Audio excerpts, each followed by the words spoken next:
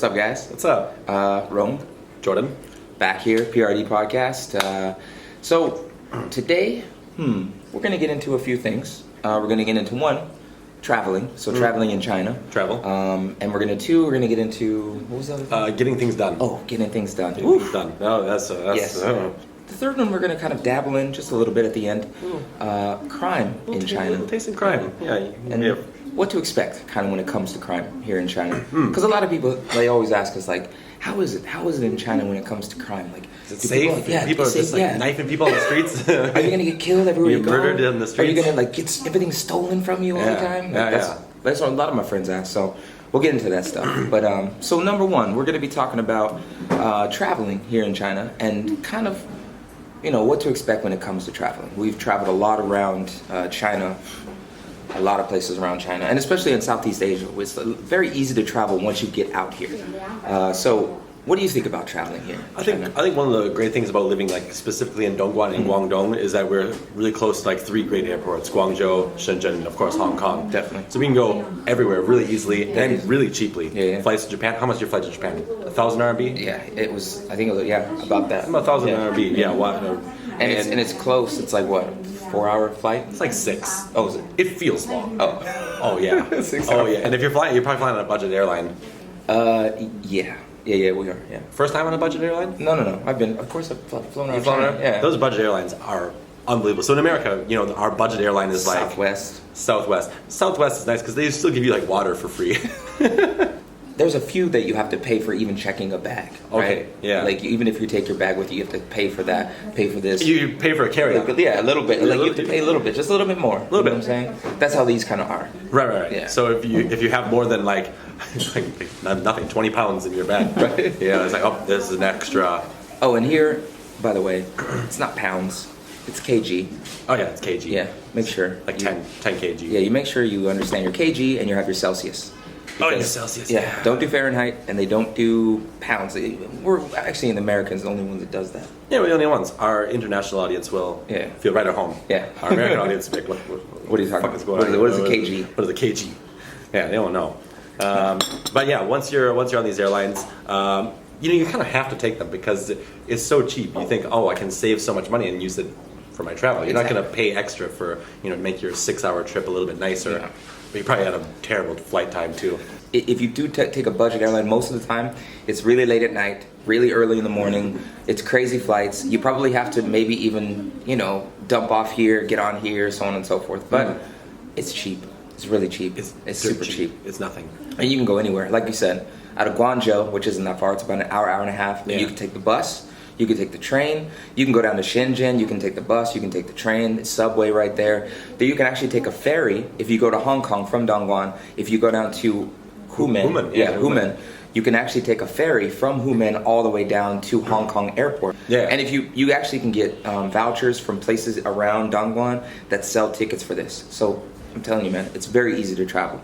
But a lot of places you can travel so easily. Like you can go to like we're going to Japan, South Korea. You can go to Philippines, Thailand, Vietnam, Malaysia, anywhere in China is very, very cool. Like Hainan, that's the island. The island, right? yeah. Hainan, and then you can go to Taiwan. That's another place. Taiwan, yeah. But even if you want to go to Hong Kong, it's cool. Like Hong Kong's right across the border from where we are here in Dongguan. We go down to Shenzhen and we can go to Hong Kong very fast. Hour and a half. Yeah. Hour and a half. I think this is literally the best place. I'm telling you. You could live for travel. If you're into Asian travel, like Guangdong is literally the best place. Yeah, you want to stay in Guangdong area. So Guangzhou. For sure. Yeah, Guangzhou. Like that's why we're the PRD podcast. That's why we're PRD podcast. Don't get me wrong, there are a lot of cool places to be in China. There are. And I mean, if you go to Shanghai, it's cool. Cool place. It's fun, yeah. Xiamen's cool. Guilin's cool. Chengdu is cool. We just heard about some crime that happened in Chengdu. Chengdu is in the We'll talk about that Wild in a minute. West. China, Wild West, right? But there's a lot of cool places to go, especially in Beijing. Yeah. You definitely want to go see the history of China there. Other than that, Best to never leave Guangdong. yeah, you might want to come back down to the Guangdong Province. Yeah, you're pretty happy to come back. I'm always happy to come Yeah, back. I I'm love always this like, place. oh, thank God, thank God. Yeah. This is PRD. Yes, and if you don't know what PRD means, Pearl River Delta. yes, That's why it's the PRD podcast. This is why it's the PRD podcast. Just want to help you guys out. So anyways, traveling, it's just, once again, we're just giving our general opinion on traveling. It's a great way to do it. If you're going to travel in Southeast Asia, this is the greatest place to be, because we have, like I said, we have Guangzhou. It has a very huge subway system there. The train system's amazing. Just public transportation in Guangzhou, Shenzhen, Dongguan, Hong Kong. All of these places are in the Guangdong Province. These are the places to be. You can get everywhere, anywhere, however you want to do it. I mean, and there's so many ways to do it. Yeah. So many ways, and they're all pretty cheap. So we could take a high-speed train to Guangzhou, to Shenzhen, now we can actually take it to Hong Kong, to tell you the truth. Yeah. They just put in a high-speed train to Hong Kong now. Yeah, it's unbelievable. Yeah, so now we can go to Hong Kong. If you want to take the bus, it's cheap. It'll get you there. It'll get you there, yeah. But it's gonna suck. It's not gonna be coolest. But if you want to explore a little bit more of China, if you want to go through and see the vast alleyways, buses are, we've all been there. Yeah. If you take a bus, you know what to expect. Yeah, once upon a time, buses were like the only show in town. Oh yeah, right. Yeah, so we have a lot of experience on those buses. And you can take taxis, Didis. Didis are like what you have Uber, right? Here it's called Didi, and Didi, and this is something very useful. And it's an app you get on your phone, very useful. Just like Uber, I'm telling you, it's just the same thing. But I don't know, it's way cheaper. It costs nothing. Way cheaper. It's almost free. Yeah, like you don't have to have a car. My friends do. He has one, and I have many friends that have cars here. You don't have to have a car. You don't have to. Unnecessary. Yeah. It is a luxury, not a requirement. Exactly, it's not a requirement. Not a necessity. You can have a scooter. Yep. And then you can just take Didis everywhere you have to go when it comes to long distances. And then on top of that, once you have a scooter and you have money, then you can just take the bus, take the train, do your thing. You don't have to have a car.